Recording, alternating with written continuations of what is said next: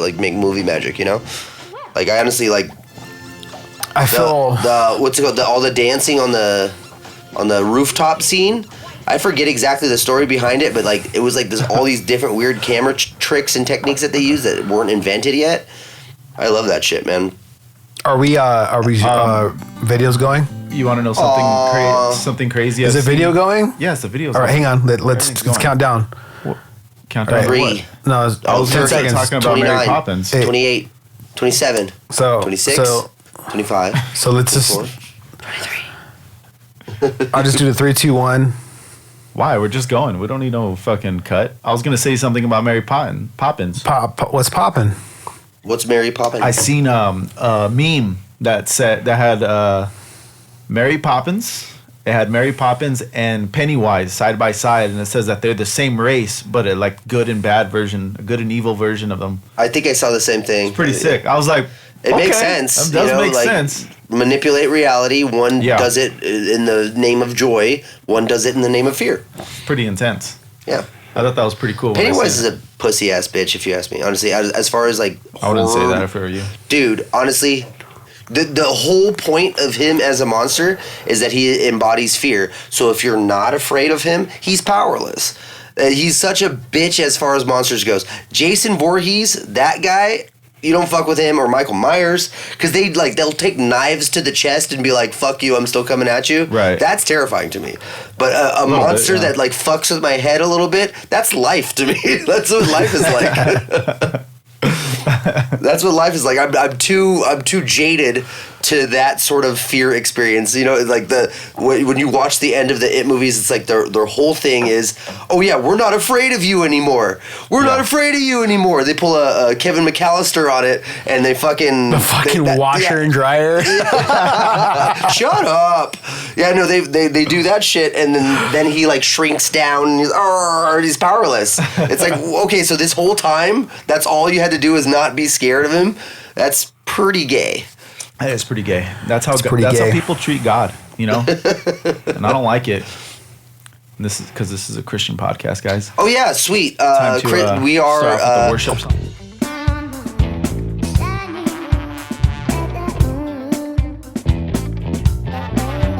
Welcome to the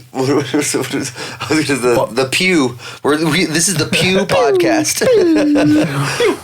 No, this is the Stool Podcast. Mick, you want to introduce everything? Yeah, this is the Stool Podcast. What's up? How's it going, guys? We're about to get this started. What's going on? Yeah, we're first podcast of the year. Yeah, so because there's a lot of crazy shit has happened. Oh yeah, you know, like earthquakes and like comedians saying crazy shit. That was on blowing my mind. The 2nd of January, right? The earthquake that happened earlier. It was like this week? the 2nd, yeah. It was the 2nd of January. No, I'm talking about the one that happened in Japan. What happened in Japan? I don't know. A 7.9 earthquake on New Year's Day. Oh, yeah. Okay. That was crazy, dude. Mm-hmm. Yeah. Hey, so good start of the year, man. Yeah. It seems that the Mother Earth is finally like had it. You know, sick of our shit. Yeah. You're gonna ring in the new year. It's like what if like 2012 was off by like 12 years. That's honestly. You know, that calendar was etched in stone, so there's a lot of room for error there. There's not like really precise lines that you could really work with. There's got to be a differential, you know, that maybe it added up to, like you said, an extra 12 years, you know, in the circle, if that makes sense. Does that make sense? Yes, it makes sense. Spooky. You know? Yeah. So we need, what's his name from the movie 2012? Shit. Oh, Cusack? Where's he at? Oh, dude, where's John Cusack? John Cusack, save the world. Yeah. Outrun. Well, okay, so I have a hard time with all those, I forget the name of the director, but he does all those end of the world movies. He did Day After Tomorrow, he did 2012, he even did that Moonfall piece of shit. I haven't seen that. That is, oh, dude, of those movies, it's a fun watch, it's entertaining, but it's like hate watch, like I'm going to do the make fun of it every 5 minutes thing, you know? Mm-hmm. But, Roland Emmerich. Roland Emmerich is the name of the that fucking guy. That guy. That's he's annoying, man. He's annoying. Like, I mean, it's just like the it's kind of predictable, right? No, it's a formula, like an exact formula to the T. They introduce some family that is they're bebridged, with one another. Like the dad has an issue with his son, even though he's like, "I believe in you, son," but we're not on good terms. And then for some reason, they have to be drawn back together through this crisis, and that's exactly what happens in Day After Tomorrow. And then you have what was the other one that we 2012. It's like John Cusack. He's the dad who's trying to win the favor of his kids back, and then he does that by showing he's a badass and can survive the end of the world. It just reminds me of those movies like there was that one with Denzel Washington where he's like on the train where he's trying to Unstoppable. Oh. You know what I'm talking about? Yeah. Those like thriller. Like, it's just like, dude, a town's gonna get decimated. Yeah. Like, you know what I mean? It's like, oh, okay. Yeah. No, I mean, I when it's done right, like, I mean, I know for a fact that I enjoyed the first time I watched, like the Day After Tomorrow. I know I enjoyed it. But like once I was on to the formula of this, I'm like, oh yeah, it's just all this is just Armageddon over and over again, rehashed and redone in a different way. Yeah. And I think we all have a fascination with seeing cities get destroyed. Yeah. Well, it's seeing something out of the ordinary. It's something that we probably wouldn't ever see, but would like to kind of see it, I guess. But either way, my favorite ones are zombie apocalypse movies. Those are the best. So I'm lukewarm with zombie stuff because I love, for example, like I think like the perfect zombie movie is like 28 Days Later is like perfect. I think that's so done exactly how it needs to be done. It's like low quality, like almost feels like it was done as a documentary about the end of the world, Right. And, I like, Dawn of the Dead. What was that, 2005, 2006? That one's good. That one's really good. Yeah, it was. And then once... George A. Romero. Whatever it was, I want to say it was fucking... I guess it was Walking Dead. Once Walking Dead hit, like... It did so well. Like those first 5 episodes to me are golden. I didn't follow the rest of it really. I fell off by like season 3 or something like that. Wow. But the first 5 episodes are such a golden, perfect zombie story. Yeah. And I feel like that's what kicked off like all this like huge zombie hype thing. Am I crazy? Is that, yeah. Because it was then Zombieland, and everyone's like, all right, zombies everywhere. Right. Well, George A. Romero was the one who started it all when it came to zombies. He's pretty much the one that created zombies with the black and white film Night of the Living Dead. Mm-hmm. That's another one that I think is a perfect film. Perfect. The way it's done is just it's lo-fi. Yeah. It's you don't need a lot of. You could tell at some points they're chewing on chicken bones, but you don't give a shit. But for the time, it's legit, incredible. The way they actually do the story, it's like more about the characters than it is the outbreak. And I think World War Z is a good example. Like the book World War Z is a fantastic book, and it's when they announced that they were doing that, I was kind of worried because you can't fit all of what's good about that book into even a 3-hour movie, right? And they did a decent job at it, but like I said, I think it was one of those gimmicky zombie movies where it's like about the outbreak, and we're like, all right, what's a new way? Here's a perfect example, and I'm not saying this is a bad movie or anything, but I Am Legend. That's a movie to me that like is about like, okay, how do we make cool zombie scenes?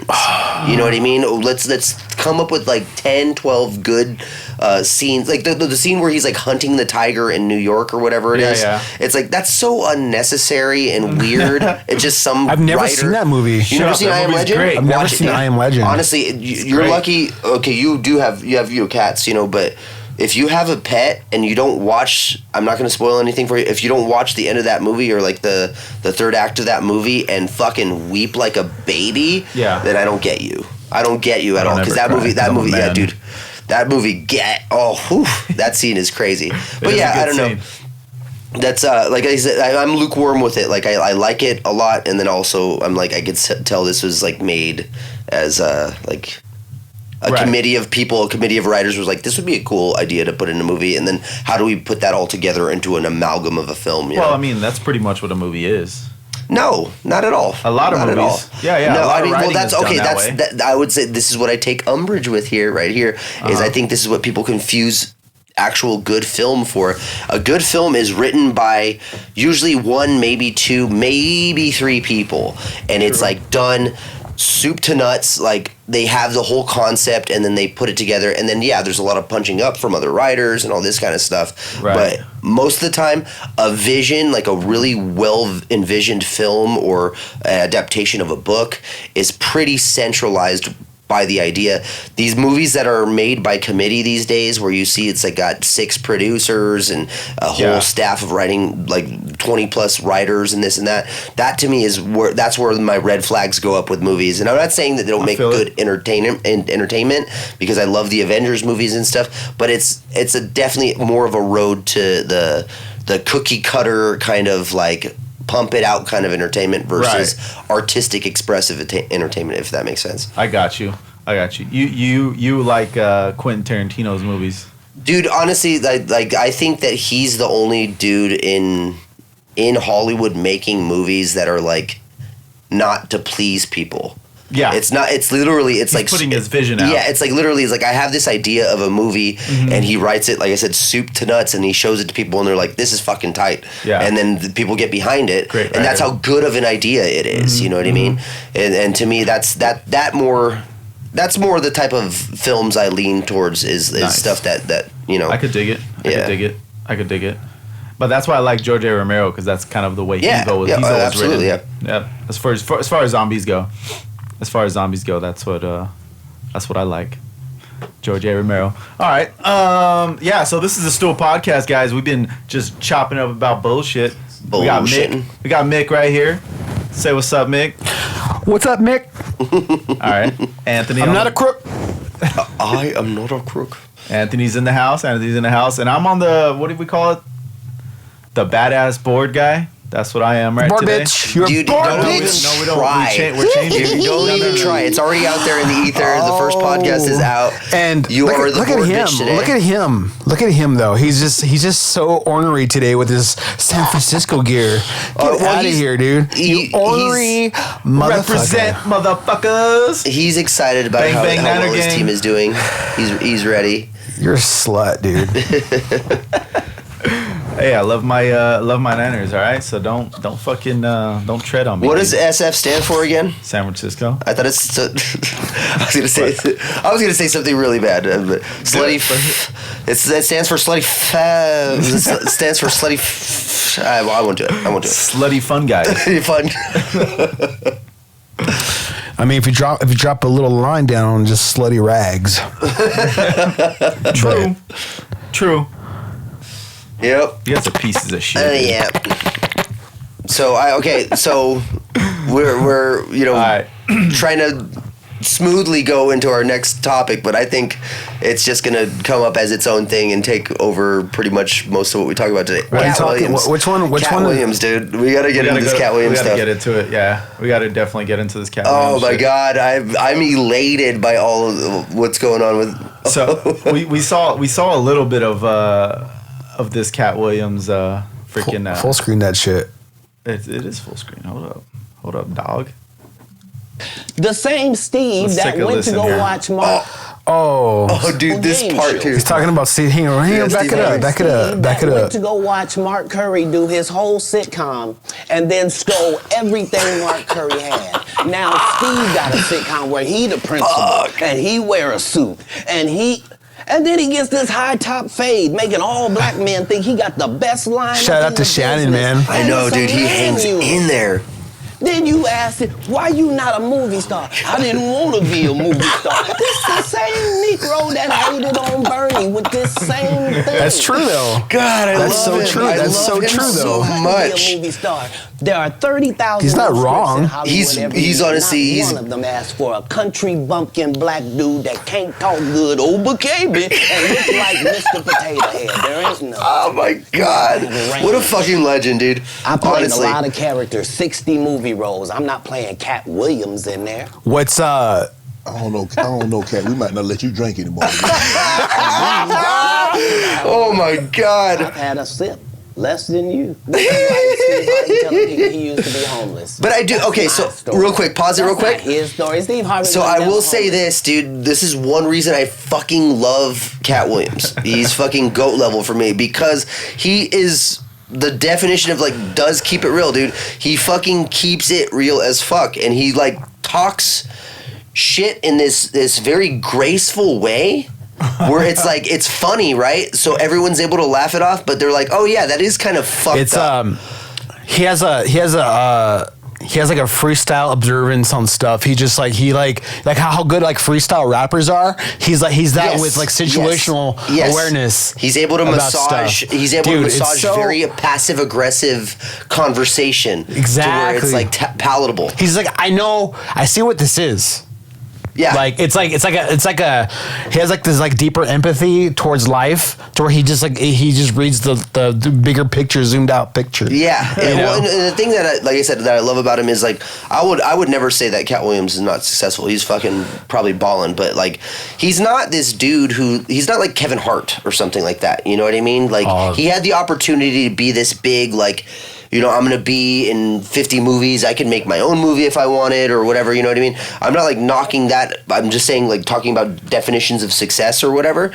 But, like, to me, like, he's, like, an on-the-level dude.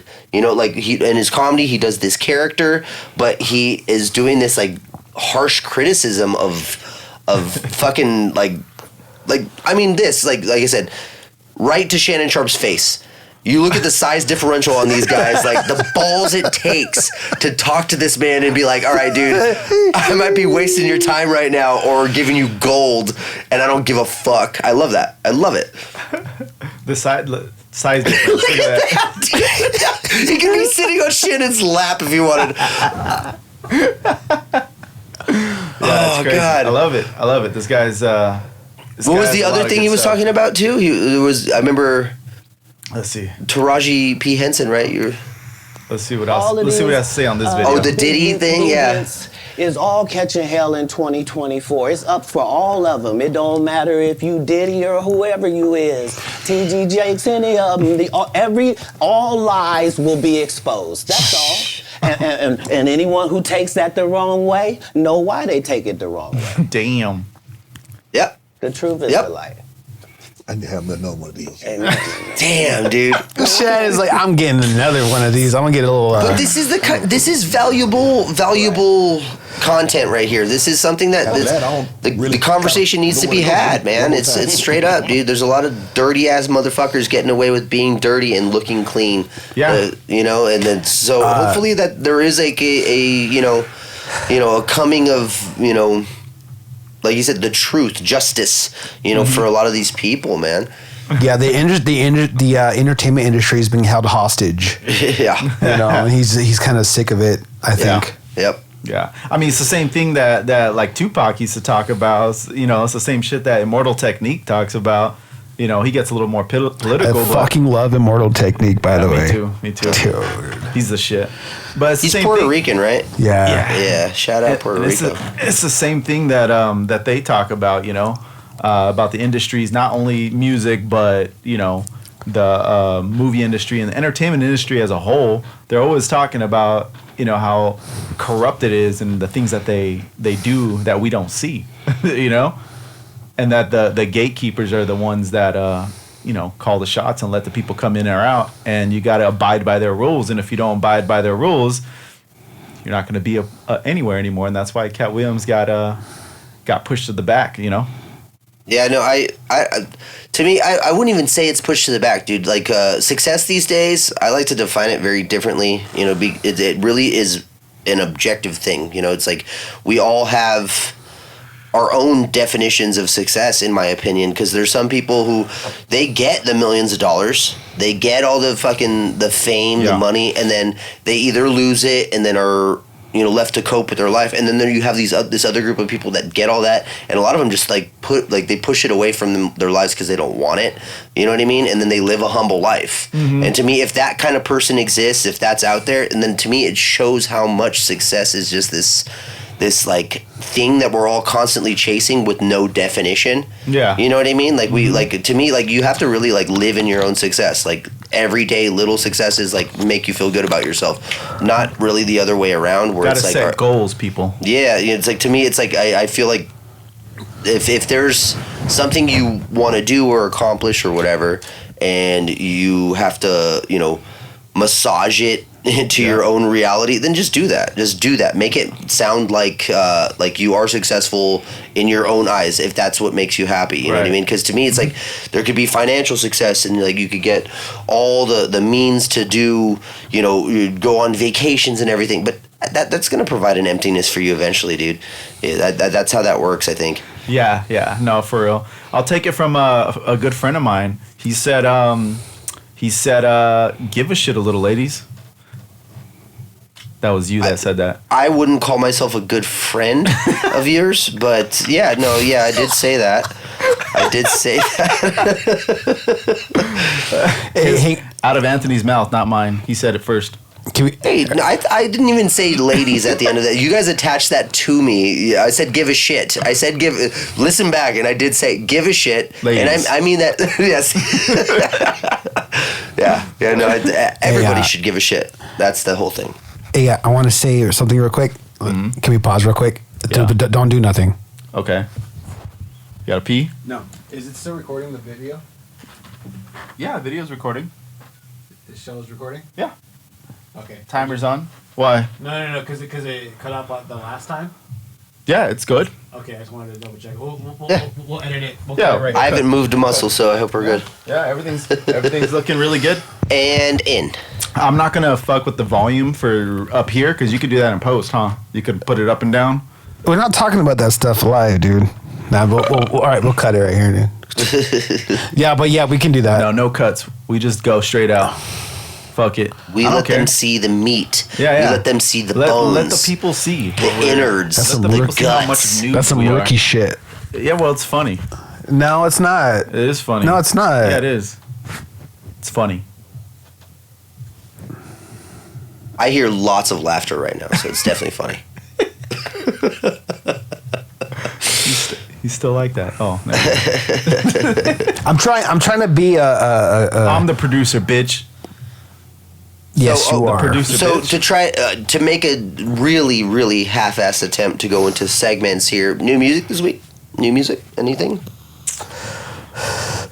I've been listening to a lot of well, it's not like hot, like what's new. I've just been listening to like you know what gypsy jazz is? No.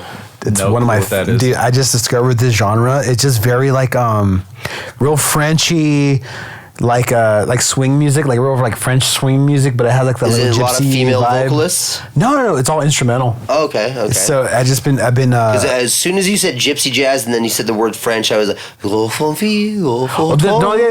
there are some tracks that do that. Yeah, there you go. Yeah, that's what I picture. Yeah, so good. I love that shit, dude. My playlist is so a bunch of random stuff. I have like synth metal. It's just like a bunch of like keyboard synths. It sounds like Sega Genesis metal, but then there's like guitars in it. You know what? Actually, okay, so they don't like when you call them gypsies anymore. Isn't that like it's a slur now? It's a slur now. Yeah, you can't say gypped. I got gypped. You can't say you got gypped. Yeah, that's where that came from. Well, tell that to my Spotify playlist titled that, by the way. That's some autistic retard shit. I can say that, right? Minor swing. I like it. What are you playing? He's playing some gypsy jazz. I'm playing gypsy jazz. He pulled up some it's just very like. There's one guy, Gaucho. Gaucho is this shit. Oh, Gaucho Marx. I've heard of that guy. The mustache? No, a different guy. I think so. I don't know. I don't know what he looks like. This is what you're talking about? Yeah, kind of like this shit. I like it. So good. Who's this guy? Look at that. Look at his posture on that acoustic, dude. Nylon strings and everything. This is actually kind of sick. You know what this sounds like the soundtrack to? It sounds like I'd be like walking down the street in New York and someone flicks a cigarette in my face and I have to chase them down. That's what I picture here. I love this mix, by the way. This mix sounds so good. It does. Super clean. Look at this guy go. they spend a lot of attention and detail in mixing how the room sounds. Yeah, I like this. I bet you it's a blast to watch perform live because it's so interactive, you know what I mean? And I guarantee you the people who show up to watch this live are like musicians and people who like want to see this kind of shit, you know? This guy looks I would totally go to one of these. Dude, that guy's how many times have I told you? What? You can't say this guy. That's gendering a dude. You can't say this dude's a guy. I kind of like his mutton chops, dude. You got the whole you have shit. to say this person's retarded. You got it? This person's retarded. This dude's retarded. I guess, man. We'll work on it. You gotta give me the words that I can use. He's like Daniel Radcliffe's stepbrother. Honestly, that's on point. The reason why he's so good because he's autistic. Now, autistic you could say about anybody. Well, they say that we're all on the spectrum. It's like the equivalent of like the musical like AI Girlfriend. He just like the music's just singing like talking to him. I like that. Yeah. This is sick, dude. Honestly, yeah, no, I'm like I said, I would love to watch shit like this live. My mom was telling me about how she saw a Beatles cover band, an Eagles cover band followed by a Beatles cover band live, and I was like, dude, next time invite me because I like watching like small room kind of entertainment like that, and especially with like songs like hits like from the Eagles or the Beatles, you know what I mean? Like I like that's more my speed when it comes to entertainment or live entertainment.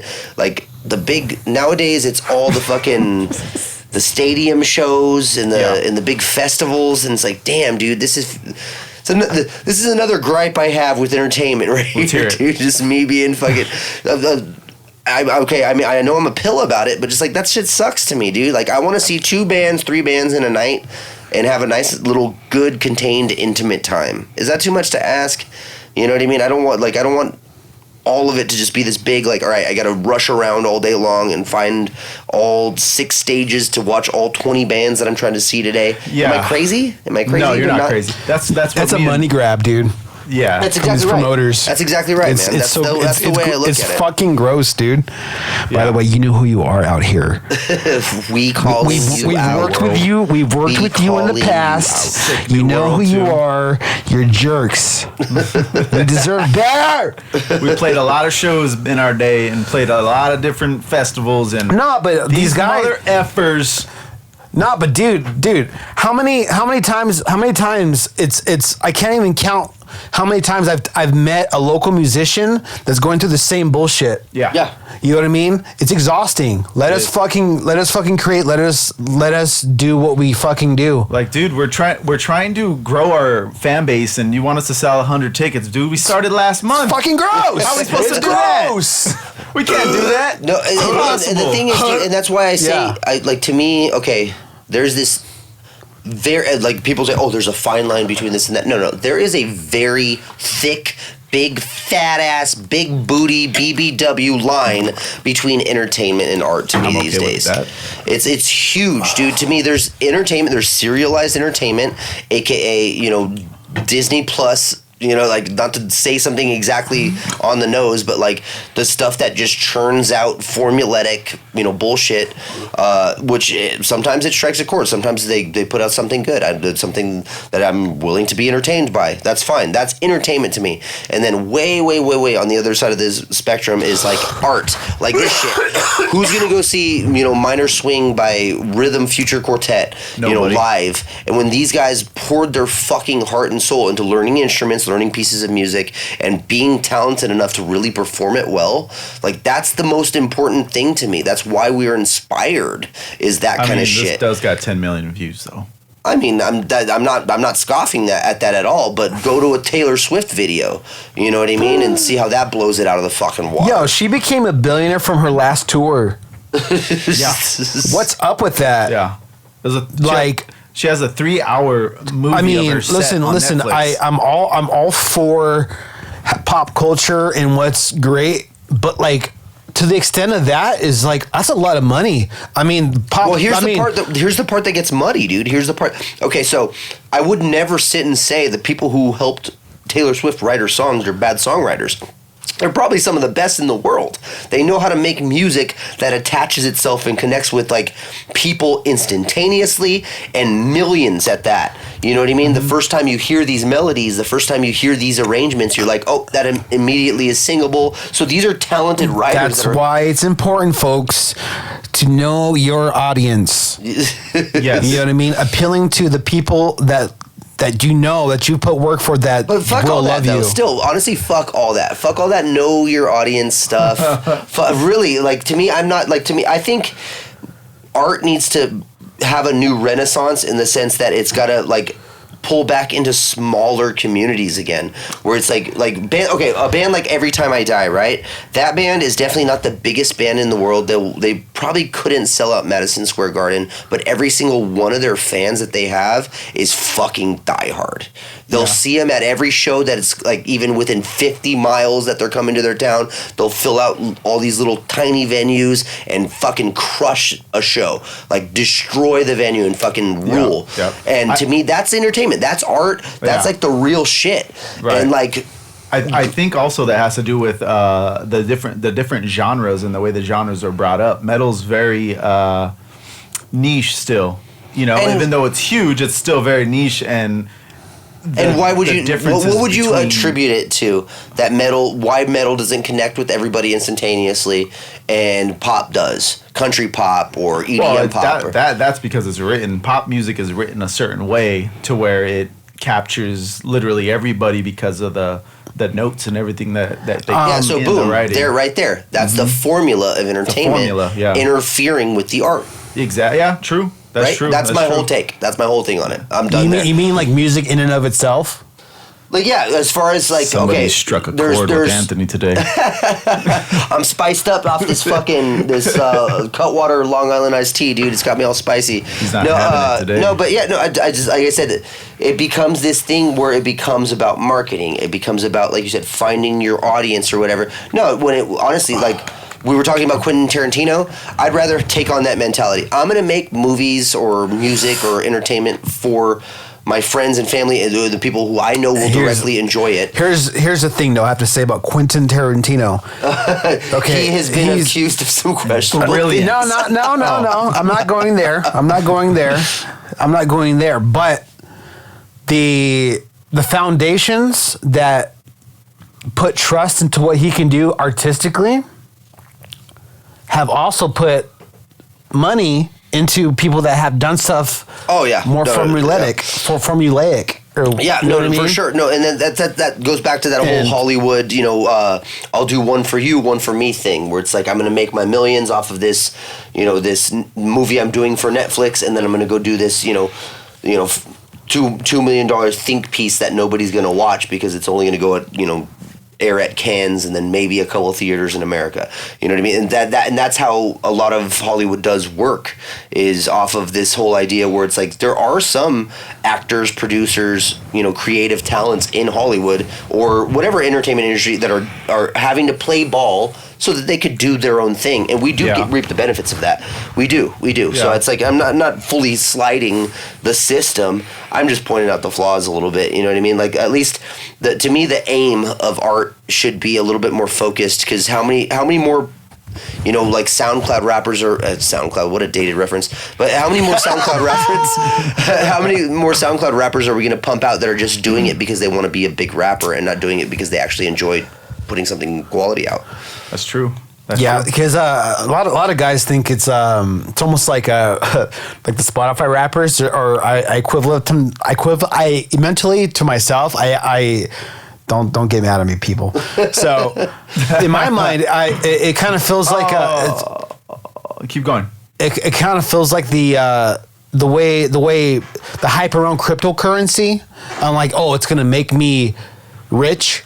You know what I mean? If I put a little bit of effort into this thing, you know what I mean? And I feel like for same thing for SoundCloud. It's like, if I can somewhat sound, like I'm doing something professional, You know what I mean? Make myself something that I'm not. Maybe I could be influencer in some sense. Yeah, and that's the thing. Well, it's kind of speaking back to my point about, like I said, every time I die, how they have carved out over years this small niche audience, and those are diehard fans of them, and they're like a band that's it doesn't really matter if you are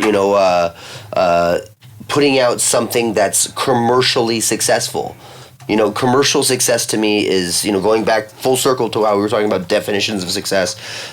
Commercial success is not necessarily a thing that I'm after. You know what I mean? It's like to make it big, to be the guy, to be touring in stadiums and stuff. No, to me, a definition of success is having people who believe in what I do, believe in the art, believe in the actual creative elements of it, have a passion for it. You know what I mean? I was talking about this band, Purity Ring, last time we got together.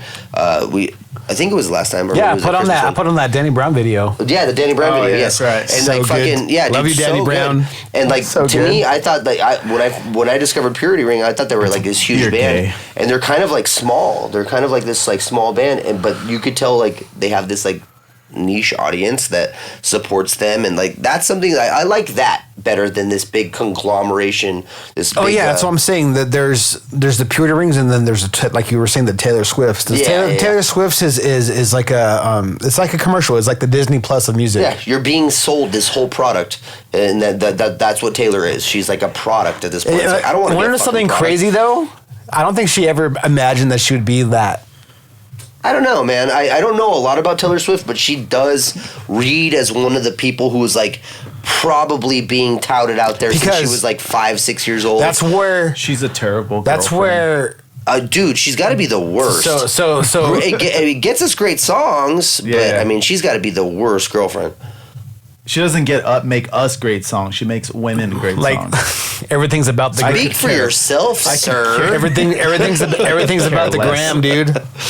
Yeah. Everything's about the gram. You know what I mean? Mm-hmm. Oh yeah. Okay. Here we go. Speaking of the gram, pull up that thing, the video, the guy. Which one? Shit. I don't even remember. What was his fucking name? It's on the tab. It's one of the tabs. Let's play this. Okay. Yeah. Okay, let's go. What is this dude's name again? Yourself, your consciousness into physical reality. You are certainly taking on the qualities of the particular moment of crystallized physical reality that is representative of what is going on. Is this the one you're talking about? Yeah, let him talk. Just finish it up. Crystallizing certain kinds of ideas that are representative of your theme of exploration and your relationship in the collective agreement. So the planets, tell me about it, Mr. Talking Clean. about astrologically, are a reflection, and for those that are intuitive enough to use that particular permission slip in a certain way, they could see that how the reflections might. Okay, so I want to see how this reads from the room. I got a question. Go ahead. Is this guy Asian or is his eyes closed? Okay, his eyes are in fact closed. Okay. And I'll explain this to you in a second. But I'm going to get a gauge. You guys have already seen enough of what's going on here. I want to get a gauge from the room of what you guys perceive here. Johnny? You're talking about as the persona or the message? What he's saying and everything. To be honest with you, I feel like he's deconstructing too much into like thought that doesn't need to be deconstructed. Right. What about you, Johnny? What's your gauge on this guy? To be honest, I barely was paying attention. It's a hard thing. Here, play at least like the first two sentences again. All right. I could just hit refresh, right? Okay. Yeah, I wasn't listening because I had technical difficulties here. To a wide of me and Mike together, or what? No. You guys can sit closer together. Oh, you want to get all cuddly, buddy? So this is only have these two for that one? Guys. This is how this goes when you're starting out. We almost had it, guys. We're every episode's a different adjustment. We're finding out different hiccups. So while you do this, I'll expound. Can you? Is my camera still working? Yeah. I'll take on the. Okay. Oh, okay. So this guy, basically, his name is Daryl Anka. I found out, and he's this dude. The reason his eyes are closed, as it was explained to me, is that No, he's not Asian. Oh, he's Korean. But he's channeling a gentleman named Bashar, who was like this right, philosophical thinker, that put out all this stuff.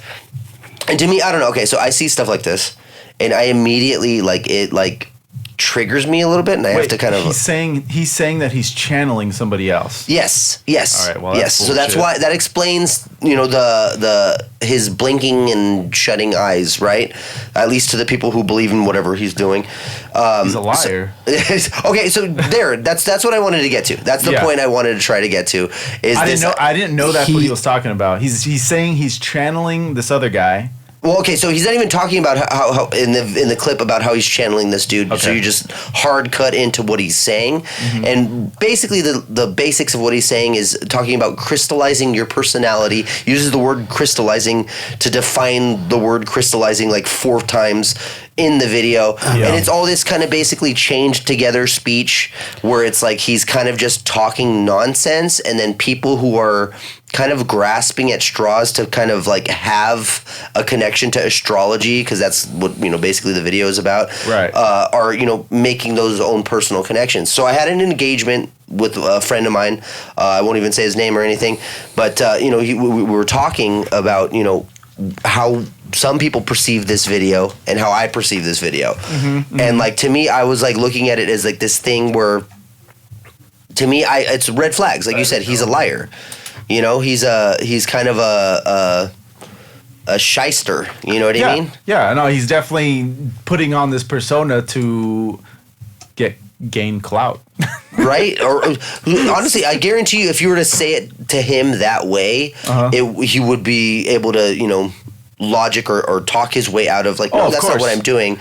But to me, when I see stuff like this, dude, even after the engagement with my friend talking about this, it's like he basically walked away with the conclusion. It's like I'm still gonna pursue different ways of thinking and all this and that. That's fine. That's fine. But one of his other points was that he's not hurting anybody. But at the end of the day, people stupid enough to buy this are they're going to be hurt by it. Yeah. You know what I mean? It's going to affect their psychology in a way that's going to like in the real world, like let's say you get some sort of ailment, some sort of cancer or something like that. Say that happens to you. Then you look at this shit as some sort of solution. It's bad. That's a bad thing at the end of the day. Yeah, no, I agree. I agree that is a bad thing because it's not truthful. He's given you false hope, I guess you can say. Look at Mick in the back. Got it? Are we going? No. I'm still here, guys. I'm just.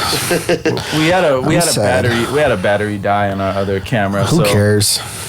You can just hear my beautiful voice. I don't know. I don't even want to be around. But I don't know. My impression, since you told me that, I'm just thinking to myself, I'm like, what spirit would want to channel through a guy wearing that shirt? Already fashion choices. As far as fashion, okay. So just play the first 2 sentences and see if it seems nonsensical to you the way it does to me. All right, let me see. Your consciousness into physical reality, you are certainly taking on the qualities of the particular moment of crystallized physical reality that is representative of what is going on at that moment of birth. You are okay. So how he's repeating the words? Only crystals he's on is meth. No. He's smoking that broken doggy. Dude, I just understood what he meant. So the sentiment behind, the initial sentiment behind that feeling, that emotion that was placed behind someone's birth, to be able to relive that again. Okay, so he's using all these fluffy, buzzy words to talk about memories. That's what that was my interpretation of the video after watching it a couple of times. Is like basically he's doing this thing where he does this trick where he uses words, big words that are kind of like kind of ambiguous definitively, and he even repeats them. He says crystallizing. He says partial reality or whatever it is, like over and over again. But basically, all he's talking about is a memory. That's what the interpretation. If you sit here and you deconstruct what he says, he's saying all these fucking weird words to try and like talk about how there's this relationship with the placement of the stars and the planets and your memories. And to me, it's like that's such a asinine approach on things. Yeah, it's so silly to be like. To take the long road on just basically understanding important memories. He's like, you crystallize yourself in this particular reality. No, what you're doing is remembering a thing. You remember a thing and that memory sticks out to you. And that's nothing magical or spiritual. It's just a thing that happens in our own brains. It's like fucking crazy. Yeah, it is pretty intense. I don't know what the hell this guy's problem is. No, fuck that. Pull up a shirt again, dude. Pull up a shirt again. That are representative of your theme of exploration. I would love to look up more videos of this guy, and it's all Hawaiian shirts. It's all Hawaiian shirts with his bitch tits. Let me channel the other guy, and I can channel him, and I tell you the partial reality. Go for it. The partial reality. Go for it, dude. Astrology. Go and for the it. stars in the sky. Oh. I don't know if I just had the perfect angle on that, but it looked like he was saying it for real. Oh, God, that was good. If you think correctly, I am not talking about memories, Anthony. I'm actually talking about... Oh, fuck, dude. Let's see what this guy's talking about. Oh, dude. All right, now the video makes sense to me entirely. Oh, no. Oh, no. They could see how the reflections might... If you look into the mirror, you can see your reflection. Fuck, dude. You fucking got me with that shit. Oh, no. Yeah, this guy's a piece of shit. He don't know what he's talking about. This is that alpha-isms thing that you're talking about? Is that what this is? No, that's actually something else? different. Oh, that's shit. something else. That's all Gary V bullshit that I wanted to get into, but we don't even have... I do like Gary V, though. You like Gary V? Yeah. He's a dildo. He is a dildo, but I do like some of the things he talks here's about. here's what I like about the idea of influencers like that, right? Right. They're trying to bolster positivity, but it's pretty dangerous in some other contexts where it's like when he says shit like, no, you just go out and you do this today. You do some, like, there's legitimately like good realistic excuses where that doesn't work for some people. Of course, yeah. And that's making those people feel like extra flawed. You know what I mean? Right. It's actually driving them further to depression. I feel that. You know what I mean? So that to me is the only dangerous thing about like to me, I definitely get the idea of wanting to always wake up with the best version of yourself and okay, I'm gonna do something positive today. But the human condition doesn't fucking allow. Well, yeah, no, it's like you're living your life. You hear this guy Gary V, and then he gives you out this roadmap, and you're like, oh shit, I'm way past that point where I can't do that. What you're saying, like, it would be just such a uprooting thing. Yeah. You know what I mean? Yeah. To do what you're saying to feel. That's met with the mentality. Well, then that's you just manifesting your fears. You're afraid of what? No, dude. No. In reality, dude, sometimes you could, with this false positivity that you're putting out there, you could be putting detriment into people's lives, man. But but at the same time, I mean, he's just saying what works for him. And people are attaching themselves to that. Yeah. You know what I mean? That's the innocence behind it that I'm like, okay, that's why I can't get mad at him. You know? No, and the thing is too, it's like, all right, so look at like so I had this phrase, right? Alpha-isms, right? And this is the same thing as like, okay, for example, Joe Rogan, I would say, is a more palatable version of Gary V. Yeah. He's like this version of it that's like more grounded, where he's definitely pushing for the positivity, but he's kind of more or less like feeling out the thoughts. It's like a book, versus an essay. Gary V is an essay about being the best version of yourself. Joe Rogan is a book about being the best version of yourself. But the thing with that is there's so much different people that do the same thing. There's like Eckhart Tolle. There's so much people you can name that just have a different version of. Well, I'm trying to put it into the context of this, like the online culture now. You know what I mean? Right. Like, to me, like, books are a completely separate thing from from how we're entertained nowadays. 140 characters or less and shit. Like, books are important because to get important knowledge out there, it takes a lot of words. It takes a lot more words than 140. That's true. You know what I'm saying? So that's why books are so crucial, and the messages in them are so profound to that, you know, they affect people's lives the way they do. TikTok's not going to do that. You know, no, of course not. X is not going to do that. Nope. Hey, I'm proud of myself. Social media's not I just straight up called it X and not Twitter, so that's pretty cool. But check it out, like my like take on that is I think everybody has to figure out who they connect with, you know? So some people connect to Gary Vee because he has like that no bullshit kind of attitude. Some Eckhart Tolle is more spiritual, you know. You know, me, I kind of just follow everything Andrew Tate says. That's kind of like my guy. We all have our heroes. Can we get we need another hero playing in the background? But I think that's really what it is. It's like whoever you connect to. Yeah. Gary Vee, you know, he writes books and stuff. He has some great knowledge too. But it's whoever you connect to. I feel like is what you're gonna take from it. You know, like the person that you feel like you're like the most. Gary Vee is not an influencer though. He is not an influencer. You wouldn't say he's an influencer? He is now, but no, before he's been running businesses for forever. Okay, so you wouldn't say that speaks to my point a little bit about him bullshitting about success? He didn't bullshit about success, though. No, I'm saying he's successful from putting in the groundwork. Yeah, from putting in the business groundwork. Yeah. So him doing this thing where it's like talking to people that are not business savvy, talking to people that do not have the sort of background that he has, and saying that you could just do this thing, that doesn't seem toxic to you. I wouldn't agree. I wouldn't say that's the same. What are we doing right now? Me and Mick started this business a year ago. Now we're doing a podcast. We're doing music, albums, all kind of stuff. Because we decided to do it, and we take a no excuse approach to it, and we just get it done. Yeah. Even though we dropped lots of money and we made it happen. Oh no, exactly. That's the key right there. Is you guys had the money to do it. You guys had made the investments. You made the sacrifices, and you're talking about the roadmap, right? Okay, what do you mean? Like the roadmap that he's setting of how he did it. Yeah. And making that as like the absolute like default standard to make something happen for yourself. Mm-hmm. Is that what you're saying?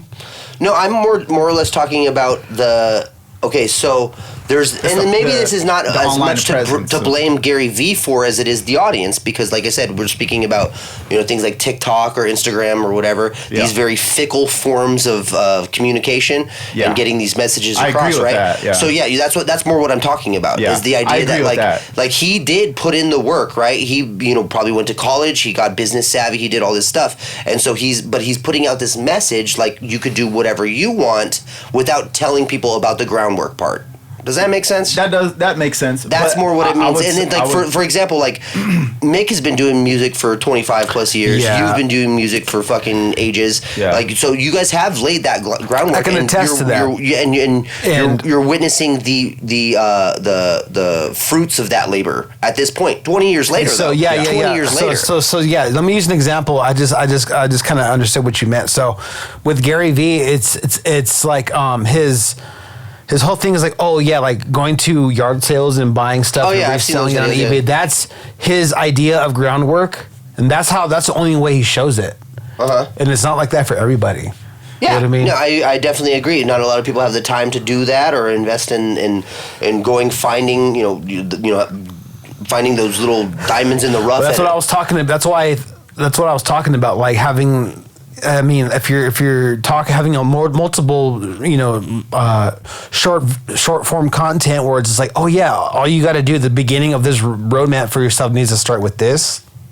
Mm-hmm. It almost kind of makes you feel like that. Yeah, you know what I mean? Literally, where it's like, okay, so how do I put those puzzle pieces together when I don't have like a full puzzle in front of me? Does that make sense? Like, I don't know a good metaphor for this, but it's basically this idea of like having this assumption about where people are starting off in their building process. Like you said, in the roadmap.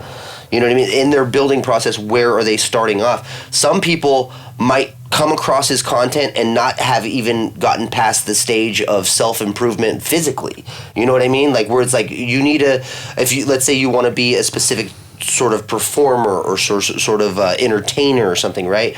There's a bunch of different groundwork you're going to need to build to get good at all of those things. He's not giving you that groundwork. He's just telling you the message about the second part of the success. So you're talking about the stuff that's more like the structure for your life. Yes, exactly. The ground rules for like actual discipline. Right. You know, it's not conveyed through these. The XYZ of the discipline that you have to instill in yourself. He's putting it out there like, rise and grind, do it. And then sometimes people don't even know how to establish the habits to rise and grind. Right. You know what I mean? Mick just said it. He said within yourself. I think that part comes from you, like figuring out what you're good at and what you want to do. And that part's up to you. Yes, and that is a hard part. So we need the bridge of the gap there, right? Right. So Gary Vee, he does let's say that's step one, right? That's step one, and then step two, Gary Vee's already there to help you carry the torch from there. You know what I mean? And that's but the step one is the part that all the people who are stuck on step one, like you said, that's up on an individual basis. It's up to them, but it doesn't necessarily mean they know how to fix it. Right. You know, so that's the part where I think there's a little bit of dissonance there, where it's like, oh shit, dude, we need to get people a little bit more. Okay. Here's something I want to throw out real quick. Don't you think it'd be pretty cool if in school or like as a serialized, like the same way we have like the DMV, there's like, I know this is never going to be possible, but like because of gyms and everything, but like there's like public education about health. You know what I mean? I know that sounds very simple. Are you talking about PE? No, not just physical phys ed, not just that, but just like actual education about the things that, because the idea, dude, honestly, if you want to lose weight, it's a simple concept, of a scientific concept we've known for years, where it's like you're talking about a deficit of, intake of calories versus output of calories, and that's it. And then educating yourself is the best way to get to that point where you're able to, control how much you eat and control how much you exercise.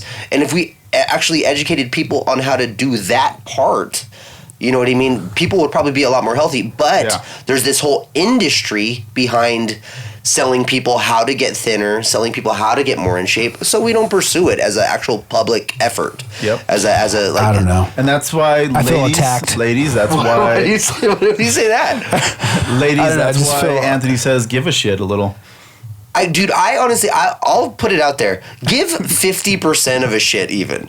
Give half of a shit, because to me, like I don't, like I said, I'm not like in shape. I don't hit the gym. I haven't jogged for like a year. You know what I mean? Like I don't do any of that shit. I'm in touch with like the level of fitness I want to have for myself, vitality I want to have for myself. Mm-hmm. You know what I mean? That's all that I give a shit about, and I do that through the means of like, okay, cool, I know I've been eating like a pig for the last 2 fucking weeks, so this next week I got to make sure I stay under a calorie deficit of 2,500 calories and do this much activity, and it's that simple. It's literally that simple. But see, that's the thing. But it's hard to get people to have a relationship with that discipline or have a relationship with that part of their brain when they're literally just being consistently like inundated with entertainment and advertisement and all this stuff, Well, that's the problem with social media and everything. We're seeing these people's lives who look great, they're physically great because they go to hit the gym every single day, but they're not. It's not, a lot of it's not real, Look at Liver King and all that stuff that came out. He's one of these.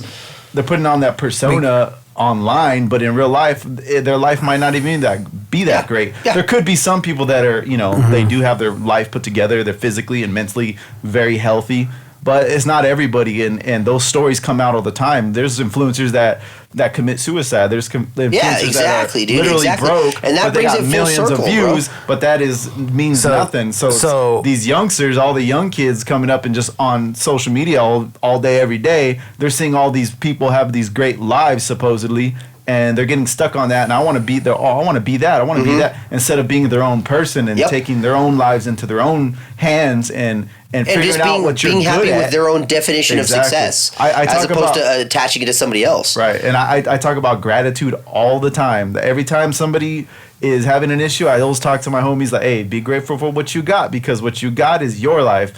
Who cares what everybody else is doing? Has nothing to do with you. And honestly, I gotta focus on me and my people around me. You know. Yeah, that's a hard lesson for a lot of people to learn. Honestly, I would say that's a lesson that only comes with time, man. Because like you sit there and you're like, oh, what a cliche thing to say, and you know, in your 20s you're like, no, dude, like I need to thrive for more, and that's literally just our evolutionary brain being like pushing us to be better or whatever. Yeah. But there's a leveling off point where at some point or another you just got to be satisfied. That's why we need to mandate this shit. We got to you got to have like a weight driver's license. You know what I mean? Yeah. That's exactly what I was getting at before. The DMV for your big old butt cheeks. Yes. I'm 100%, dude. And the thing is, you could have the big butt cheeks. Like, hey, you got a permit for that thing? Yeah. You could have the big butt cheeks. Just know that you're driving a Class D license with that. No, but that's true. But speaking about education, the educational system will never put that stuff heavily into play, because it's not a place for us to learn about ourselves. It's the exact same thing. That's a place where we learn how to be robots. It's exactly like credit, man. It's exactly like credit. Like that. That's like being an adult, managing your finances. Yeah. They don't teach that shit. Nope. Of course not. They're not going to. They have a class called economics, and you don't learn any of that. Because there's a whole industry built around capitalizing on people's stupidity and ignorance about it. The same thing with, like I said, with health. You know, there's a whole business built around, and who's going to attack that? Who's gonna take that torch on? Who's going to actually take on that burden and try to fight all those industries and take all those industries' money from them? No one. You can't. You know, it's not in the name of public interest, not in the name of anything are you going to be able to defeat that monster, you know? So that's why I like it to me. Yeah, that's how capitalism works. You know, that's where we are in life, and we just got to deal with it. But wouldn't it be a nice place if we at least had that education about shit, you know? Yeah. Well, Anthony's saying is basically he's saying that the Jews are controlling everything. All right, guys, next topic. You notice how I didn't disagree? What's this video? Terrence, what's his face? Terrence Howard. We were gonna. I want to see this so bad. Talk about this guy. He's talking about. Okay, so in this video, let me kind of give a little. He's saying. Yeah, what's it about? He's saying that music or sound waves have a relationship with our genes and DNA. Okay. So every different aspect of our DNA responds to a different frequency, a different note. Okay. It's wild. Actually, kind of. Now, how does DNA manifest a response? Well, he's going to explain. Yeah. Okay. All right. Let's see what he says. Have we got any volume here? Okay. We're getting the. Do you know how they're arranged? The phosphorus sits right F5, here in the middle. F5. Refresh that shit.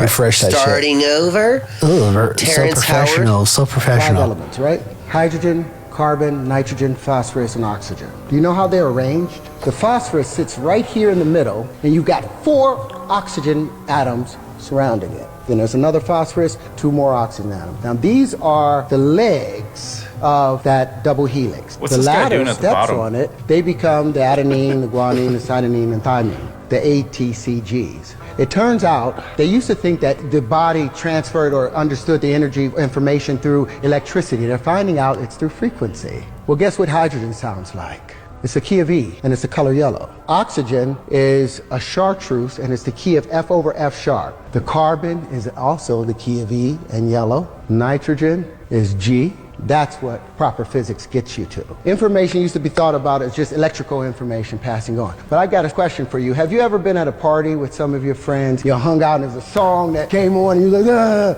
and everybody got up and was live at that moment. Yeah. So when that song comes on, our DNA tightens. There's a particular song, a scale in the genomes for each and every one of us. Now when that song is played, when your particular primary I have to interrupt is played, just because we can't just let him ramble on. Yeah. Well, no, just because I don't want to. Isn't there like a law that we can't like have him go for too long, where it's just his content we're doing? Probably something like that. Yeah. So, but yeah, keep going. Make it cut it up. No, keep going. He said nitrogen is the key of G. Yeah, and it's yellow. Well, I'm nitrogen because I'm a G. That's what happened. Your DNA celebrates and types. Make sure you write that in your, one of your songs in the future. True. Harmonic wave resequencing. Our DNA is... No, we can watch this all the way through because it's an AIG clip. They don't have the same policy. Okay. True that. Whatever works. Okay, so now your takeaway from that, Mick. So my takeaway from that is kind of what I've always suspected, to where our physiology and our the way our ears are shaped and the way we can make music. We know how to write music, and it's all from a feeling. I feel like chemically, that's why there's different artists. I just feel like chemically we're all made up of something different. And that's why we get different results and different feelings out of different artists, producers, all that stuff. And I just feel like it has to do with our genome. Mm-hmm. I just can't help but feel like that. And then when I saw this video, I was like, dude, yeah, I've kind of suspected something like that. But to hear him like break it down like that, I'm like, dude, that's great. That's pretty crazy. But he also said that he was aware in his mother's womb, right? And he also thought he reinvented math. No, I was too. Mick, you were not, dude. Dude, you can ask my mom. I've mentioned stuff. Yeah. To my mom. She's like, "Hey, Ma, where's the meatloaf?"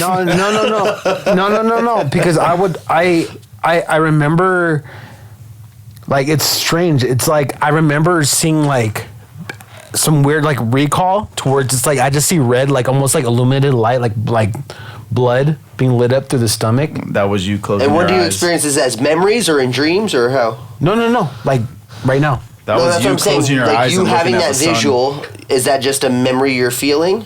Like you are accessing that as a memory? Yeah, I'm accessing it as a memory. So it's not something that came from dreams. It's bizarre. It's not because I do have very early memories. Because I feel like damn, that's really early. It's like a memory of like I remember the tonalization. No, but I remember the that's the Kahlua. I remember the tonalization of my mom's voice. Like I would sip in and out of consciousness. Almost. It was strange. That's hard. For me. That's hard to believe. I don't understand how you.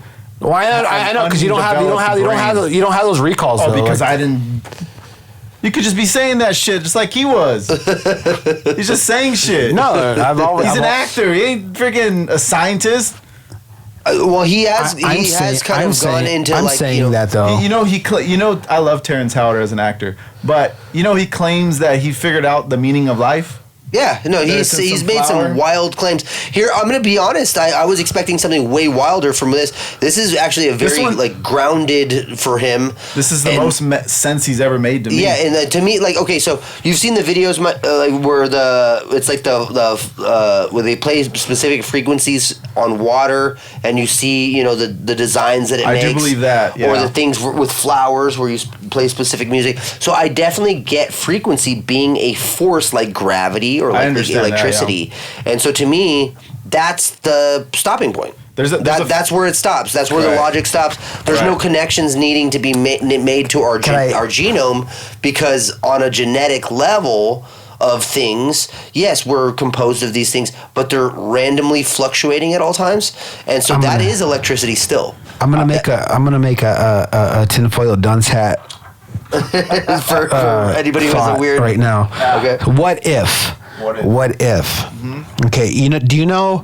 You've seen those experiments where they put salt on a plate and then they play the frequencies. Yes, yeah, we were talking about that. So, what if those are things that were meant to be part of physics? They were meant to be part of physics, but humans, mankind, unknowingly forgot it when they were writing physics. No. We started playing with it, and we didn't know what it was. And we've been playing with it for so long, we still don't know what it was supposed to be for. Look at it in the form of the scientific method, right? So physics is a thing that got put out there by Isaac Newton, and he basically conjectured that this is how things worked, and the reason that gained traction as a reality is because everybody could witness it collectively as a thing that worked. And that is a part of physics. Frequency, like the way he's talking about vibrational frequency, is a part of physics that we've just sort of left out up until now. And so we're learning about it as a force that affects physics, physiology, our brain, the actual like frequencies that might happen in our own, brain matter, you know what I mean, affecting how we engage with that. And that all involves physics. But like I said, it's this part that we just haven't had access to necessarily, because we've learned about physics in this one context that it was written about like 200, 300 years ago, you know what I mean? So it's not 300 years ago, but you know what I mean? And so like the way we look at it now, with all these new discoveries, the reason things like this make sense to us for sure is because, like you said, it's on a feeling level. Like when you sit down and you write a song, you just know the note you want to use next. Right. You know what I mean? Yeah. Like that comes from some place you don't understand. I definitely see that. That's why, like I said, that this has made the most sense out of anything he's said to me. But to me, talking about it as mysticism is the part where I have an issue. I think this is us unlocking more knowledge about physics and physiology and our relationship with it, and these frequencies, these sound patterns. And now we're learning more, and we're in the baby steps of learning how it actually works. So conjecture is all open to deconstruction right now. Yeah, right. I see when I listen to stuff like, especially like what he's saying, it's like I understand there's caveats. There's plenty of caveats to what he's saying, but I look at it as like the raindrop that blossomed the flower. You know what I mean? Type of thought towards it's like that's coming at me, but then I could develop it to be something even better. Exactly. No, I'm not disagreeing with you from that perspective. It's just like that made me like that little mental nugget. Like wow. That's how knowledge expands. I could expand on that. Yeah, that's how knowledge spreads. Like I said, we were talking about Sir Isaac Newton and his take on physics being so relatable to everybody, so that it travels through, a consensus of people for generations. Yeah, this could definitely lead to something like that. But right now, we're just making stabs into the dark as to why the connection is there. Does that make sense? Yeah. Well, the world and everything. You sound like an old radio person. Sorry.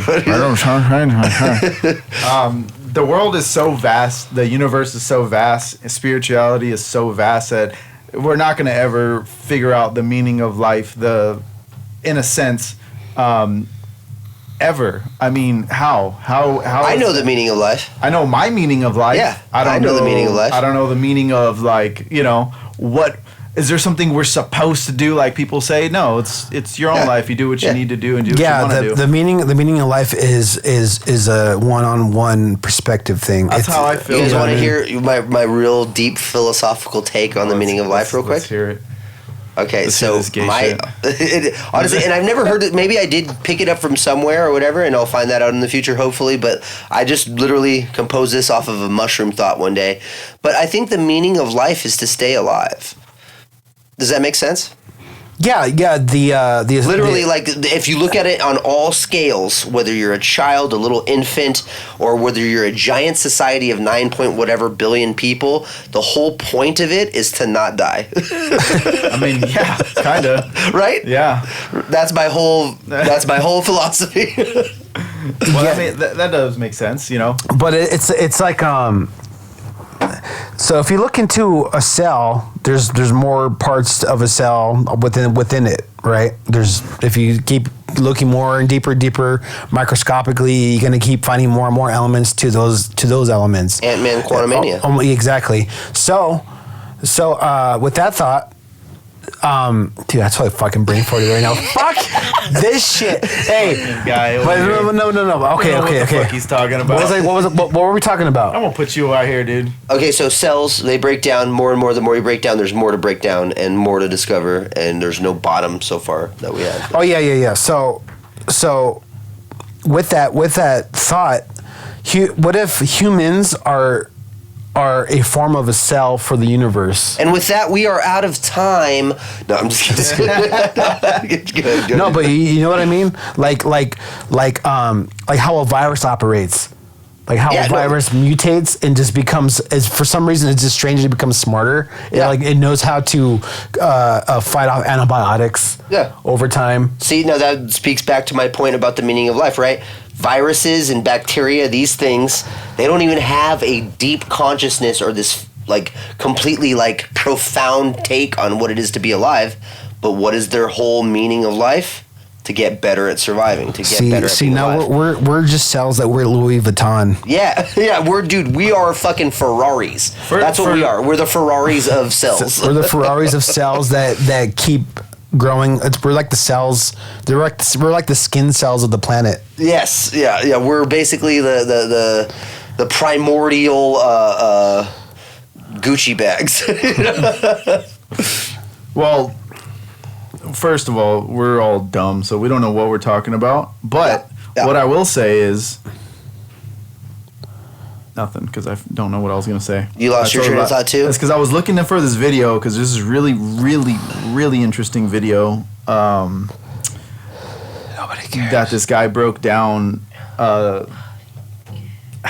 It kind of goes into what we're talking about, but he basically related everything to like this higher consciousness of like, I would call God what most people call God. Yeah. But everything, like, he broke it down so, like, pretty much everything we're talking about, he broke it down to where everything, like, science and everything goes straight back to this one thing. And I wish I knew the video, but I don't. But I'll bring it back. I'll bring it later. Yeah, well, it's Bill Hicks, dude. Bill Hicks said, and this clicked with me once I heard it, it's just like we're all just the same composition of the same types of cells and the same types of elements, just in a different fashion, and that makes us all as different as we are. That's wild.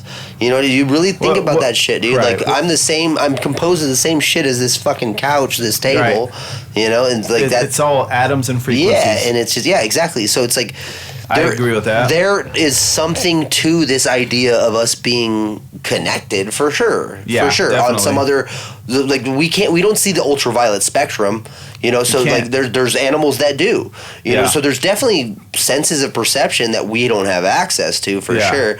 It's just a matter of, like, for me, the process of elimination that it comes with, figuring out what is a good source for navigating the world and navigating the universe, and that's where we get all this this conjecture and these things, like learning new things about frequency in our genes. Yeah, that's true. I agree with that.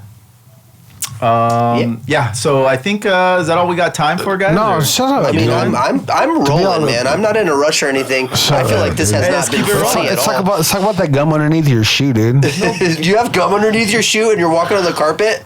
This guy, what is wrong with you? It's been there for like 2 weeks. All right, leave me alone. Dude, it looks like a crime scene underneath your shoe, dude. No, it doesn't. Let me see. I want to investigate this. I want to see this. You gotta lick it, dude. That's not even gum. Did you step on a hairy beetle? What is that? What is that? That's not gum. Yeah, it was gum, and then I later on stepped on a bunch of other stuff. You just walked on. It looks like you walked on cat hair after that. It looks like you walked through a men's bathhouse. Yeah, I have a cat, dude. And we're not gonna talk about the men's bathhouse I go to. I told you guys not to bring it up. I thought we had to plug him. Aren't they our sponsor? He's the first guy to throw water on the rocks. I just keep steaming it, dude. Until you can't see a thing in there. Until I can't see, exactly. You just feel. And then he just talks to everybody about football. That's exactly what I do. I don't go to bathhouses, guys. Hey, who's your favorite tight end? George Kittle. Oh, this guy's still ready. Please do the. You closed him out. I closed it. Damn it! I was gonna do the voice one more time for me. That was gold. We're gonna get a lot of hate, probably. Maybe. I don't know. I thought that was great. Ooh, look at! I seen this right here. And it was Ice Cube response to Katt Williams. What? I haven't seen a that. response? Oh, yeah. Because he was talking about Friday.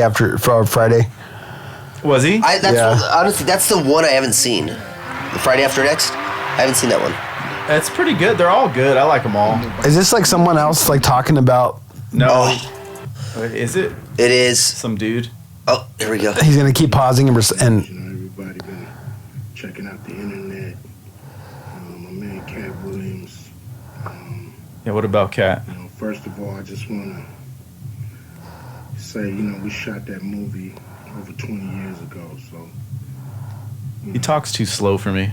Love this guy, but damn, dude.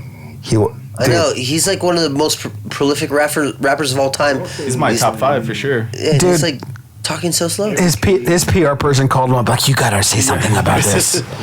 He's just like, I don't want to say shit. I want to go back to bed. I thought they was funny. I thought they was perfect for the part. I tried to put him in a position to win. Oh, come on, Cube. You really backpedaling on having Katt Williams? I'm gonna get behind Cube on his defense here because he seems. This is another situation where he seems like a real guy, and he's like fucking frustrated. He's like, oh, this bullshit.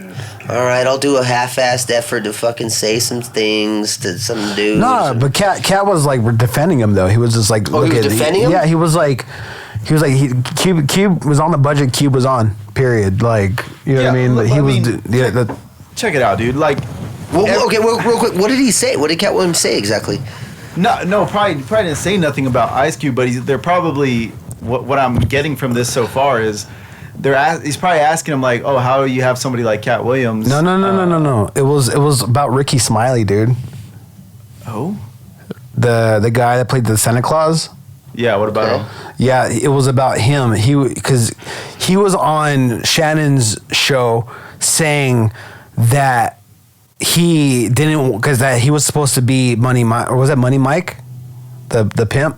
Yeah, that Katt played. Yeah. Oh, okay. Yeah, he played Money Mike. So he was on Shannon's show saying that he was gonna play that part first. Oh, the Santa Claus guy. So this is Cube coming to his defense, to Katt Williams' defense from that remark. And yeah, he's just saying he doesn't know what he's just in this video. I heard that in this video he kind of like says like, oh, he doesn't know who like what actors had disgruntled shit with each other. Yeah, he just was trying to trying to make a fucking movie, which is so this is hard to do. For me to go to this. All right, I got you.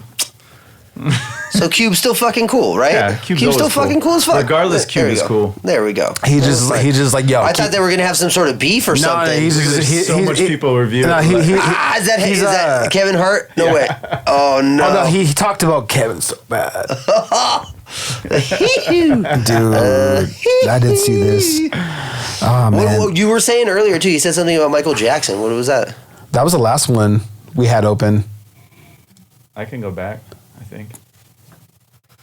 All right, well, let's not burn time on it for the sure. moment. Anyways, how's 2024 treating you guys? One weekend?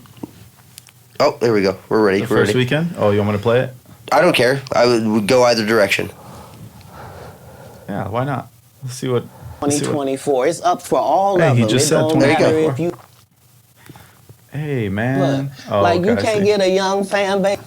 There we go. Sorry, that's my fault. You is.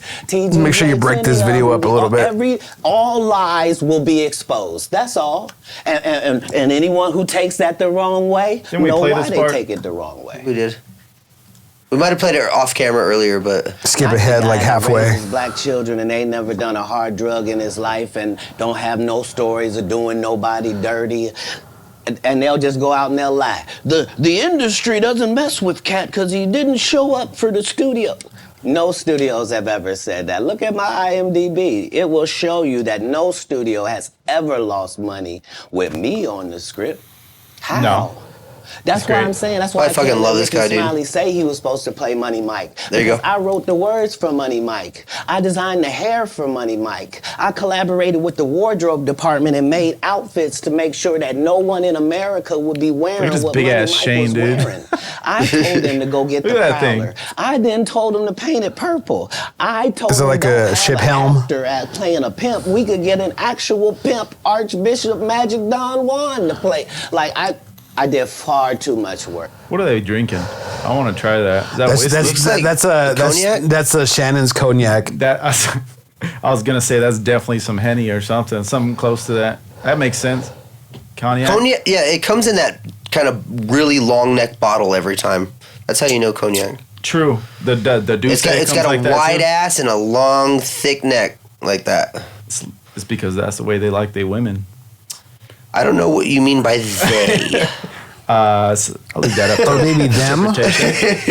Cognac fans. You said I can't call them him or her, so I have to say they. Yeah. See that? Do you see the trouble that all this gets us into? See, I'm trying to do the right thing. There's really no direction to go. I'm literally trying to say the right thing, and there's no way. I don't know, dude. I hate the internet. I miss the days of Drop Dead Fred. I don't know. The mega bitch. Dude, honestly, that's an all-timer for me as far as like movies I could just put on and fall asleep to and just have in the background. Drop Dead Fred. He's like, remember he like fucking goes underneath the mom's dress. We're making pants pie. He's like, cobwebs. Fucking fantastic. That guy was supposed to be in the Harry Potter movies. I don't know if you guys knew that. Isn't that guy dead? I think he died. He passed away. It's a bummer. Quitter. So, yeah, no, we're done with Katt Williams. Katt Williams, honestly, like I said, mad respect to the dude for anybody who goes at Hollywood as the conglomerate that it is, this big fucking machine, and tries to just even throw just a small wrench in the works. I respect him, man, because I'm not about that shit, dude. Fuck Hollywood. Fuck Disney. Yeah. Fuck Disney at this point. Wouldn't go there. I'm going to fuck Disney. I'll go to that level, dude. I'm spicy. I'm all Long Island iced tea right now. Who pinched your titty this morning, dude? I basically have been cutting back on smoking. That's why. I'm definitely a little bit more. You took 2 smoke breaks since we've been here. I know that's cutting back. That's cutting back. Oh, okay, good. I'm glad. Me and Mick are too.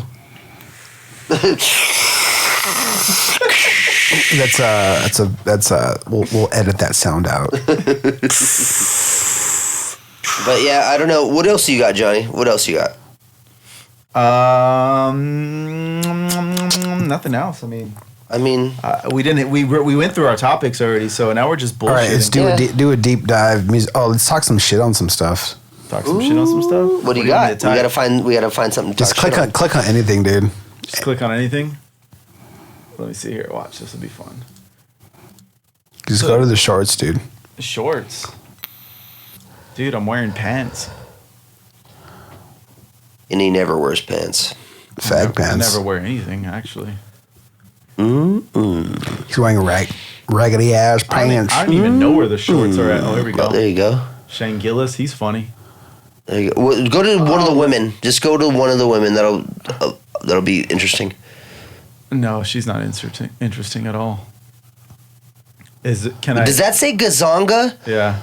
A gazonga what? She's got bazongas. A gazonga basketball player? Wait. I got something. Look up hot golfers real quick. Just look up Paige Spiranac. Have you guys ever heard of Paige Spiranac? Have you heard of her? No. She's the because perfect my girl's woman. gonna watch us. No, I have no clue who she is. Let's see. She's insane. My goodness. Paige, what? I don't have my glasses on. I just have my sunglasses on. Right. What the fuck? My sunglasses on. I need to learn how to golf. I don't know how I remove Katt Williams from the side over here. Stop. I don't like that at all. Stop. You don't? Nope. Dude, come on. Nope, I don't like that at all. I understand why you wouldn't. I definitely get why, but to me that's for me. That's for my pleasure like there. My golf girl? No, I don't like that, dude. I don't like that one bit, babe. I mean, damn, look at that swing. Yeah, she has a nice swing though. I'll say that. Oh, there we go. She's got an amazing set of swings. All right, this is coming off a little chauvinistic. No, don't do that video. What is this video? What is she Why doing? is she on a stripper pole with a fucking golf club? She knows what she's doing. There is. Damn it. Oh, God. Oh, come on. There is. Girls aren't My funny. God. You see what I'm saying? All right, yeah, this isn't for me. I mean, yeah, okay. I'm out of... I'm over this, dude. I mean... She's not... She's... Good swing, though. Solid swing. Great set of swings. They edited the audio to have a little bit more bass on that swing when it hit the ball. It's like fucking playing Tiger Woods. All right, I can't get away from her now. Stop, dude. He's addicted. Sucks, dude. He's addicted. No, I'm not. I don't like girls. Sure. I don't like other girls. What is that Lil Wayne one? Lil Wayne? Let's see what he's got to say. Oh, he's just him freestyling. Oh, let's watch that. Okay. Hey, Lil Wayne is low-key like the shit. Not low-key, he's really good. Skate, shoot, while we turned up like breaking news. Let the kids live, baby, do. Blood all in the fucking baby. Food, the cradle, two. Shoot the dog once. Turn around, tell the kids stay in school. Leave out the house, neighbors peeking out the window. Show the pistol to the neighbors, then the neighbors move. I don't give a fuck about a nigga caregiver. I be with the niggas that'll fuck their stepsister. He's not doing bad, dude. Started off rough. Yeah, started off a little rough. He's not doing bad now. I think I need a hit, man. Hey. Biggie, I'm a big fan. My pockets on Biggie Smalls. Your pockets on stick, man. I just came from the gun store. That's where I spent about 10 grand. Got your parents wearing black clothes. I believe it. And got your homies wearing shit bags. Not bad. Honestly, that was actually pretty good. And here's the thing, too. When someone's freestyling, you can tell when they're freestyling. You could tell when someone's freestyling or accessing like in the can lines that they've worked on in the past, and that looked to me all genuine freestyling. Yeah, so he's one of the dopest. I like honestly, as much as to me he's like one of those commercial artists that I definitely could talk a lot of shit on. I like Lil Wayne. I like him. I can't not like him. Yeah, I mean he has a track record of very well put together albums. And his features are always dope. Have you seen Anthony? Have you seen that guy Young Don? Young Don, like the dish soap, like DAWN or DON? DAWN. Really, like the dish soap? I was right. Young Don. Is it DAWN? It is, huh? For the dish soap, yeah. And I'm not even going with like the sunrise dawn. Oh boy, here we go. Dude, look at this guy's fucking style, dude. I've been fucking cracking up at this guy. Full screen that shit. Yeah, I like this guy a lot. Guess what I got in the mail today? What you get today, bro? Young Don, we want you in a music video, dude. Check it out. Whoa, what are you doing, bro? My melon. Yeah, no, that's just a good old time. Give me my melon back. Oh, my melon. I thought this was gonna be a new freestyle rapper. This is fucking funny as fuck. I love this. This is terrible. This is how we want to shoot our next music video. Oh hell yeah! I apologize, bro. I'm sorry, bro. How could you I didn't mean to, bro. I apologize. How could you do this? I'm sorry, bro. How could you? Oh, God. These guys are good friends. You could tell. I love it.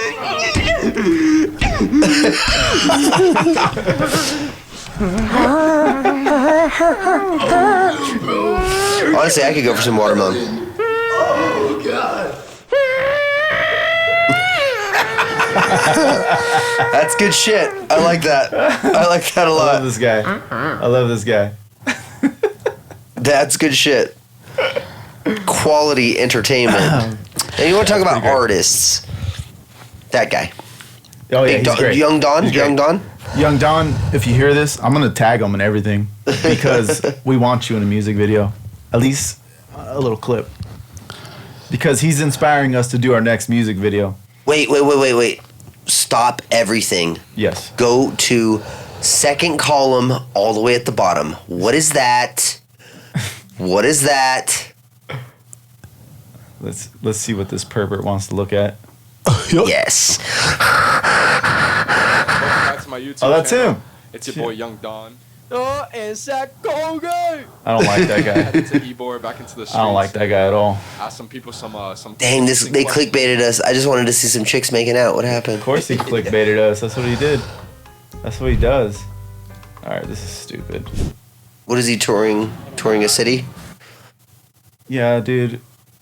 His shorts are funnier. Young Don. This is stupid. I still want you on my music video, but what is this, dude? Yeah, what is this? He's touring a city. Was it New? It looks like New Orleans. ISO Kenny, we in the spot right now. What's up? ISO. Fix your audio, man. There's only one ISO that I listen to. This feels great. You made that one song called Wake Up, right? Yes, sir. Hey, speak Nobody cares. Out of here. There's only one ISO that I like. Hey, Peter. Guess what I got in the mail today? We're having problems here. Okay, we're good. We back, guys. We back. Anyways, I think we're good, dude. All right, we're gonna close. Is that it there. a rap? That is a rap. A rap? That's a rapper-ooski. Go out on a good song. Off on a Find a good song to play in the background as we wrap up. Speaking of ISO, I'll play some ISO. There you go. ISO. King ISO. This is the next Tech 9 right here. Yeah. By the way, Johnny, you type like a bored bitch. I am a bored bitch today. That's what I'm saying. You're doing good job. Always. He's very robotic on the desk. Don't worry about what I'm doing, dude. Your conversation skills are trash today, dude. You said like 2 words all day. Yeah, because you fucking don't let me fit in there, dude. Well, it's not my fault your camera died, dude. Isn't that so you're a fucking ham, dude. You like to fucking hog up the camera and shit. Fuck you, dude. Oh, World War 3. Hey, I'm gonna freestyle. Ooh, hey. I love this video. This video is awesome, Ari. It's creepy. All right, guys, that is the show. We appreciate you guys hanging out. My name is JonnySavage. Appreciate y'all guys coming through. Hey, should we do plugs? Fuck all that shit. Hey, guys, just go check me out. I'm JonnySavage on everything. Check out my band, DNG Heavy. Check out Thee Dunce. We got some new stuff coming out. Appreciate y'all coming out. Thee Dunce. Let's hear it. What do you got? What do you got, Anthony? Dead Widow CA on Instagram and all socials. Uncle_energy on all socials. And follow our stuff on Spotify, Dead Widow, and listen to our new single Rut. That's about it. Cool. Mick, you're gonna have to talk into this. Oh shit. What's up, motherfuckers? Back here. This piece of shit camera has a shitty battery, so hey, we should know better. Anyways, Mickstradamus on everything. M-I-C-K, Stradamus, like Nostradamus, at everything. And I got a new EP, or full length rather. Hopefully I can release it this spring. I've been working on that. Been working on new music with Thee Dunce. And this is the Stool Podcast. Thank you. Yo, peace. Thank you. Stool Podcast, guys. Thank you very much. Let ISO take us out.